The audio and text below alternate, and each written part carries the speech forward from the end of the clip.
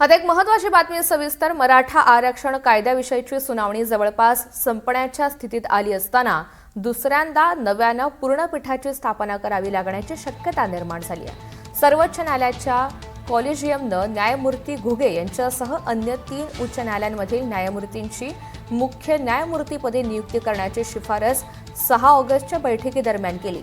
त्यानुसार काही दिवसात राष्ट्रपतींकडून मंजुरी मिळाल्यानंतर त्यांच्या नियुक्तीच्या अधिसूचना प्रसिद्ध होतील।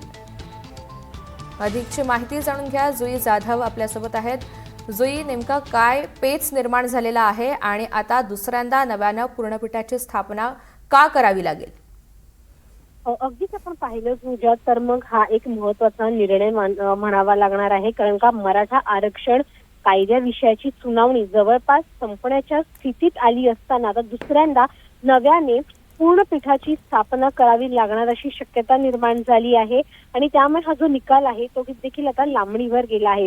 हा निकाल का लांबणीवर गेला आहे, तर मग यापुढे मराठा समाज मागास असल्याचा अहवाल देणाऱ्या शुक्रे आयोगातर्फे, तसंच आपण जर पाहिलं तर मग काही हस्तक्षेप जे अर्जदार होते त्यांच्यातर्फे युक्तिवाद पूर्ण झाल्यानंतर पूर्णपीठाकडून निकाल राखून ठेवला जाईल अशी शक्यता व्यक्त केली होती।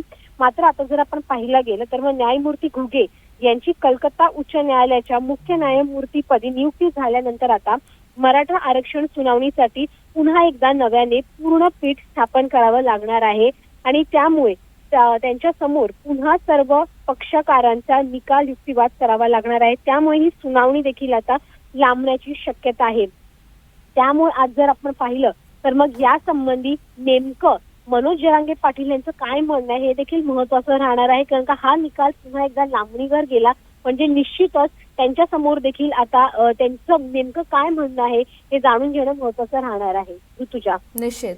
जुई, धन्यवाद सविस्तर माहितीसाठी।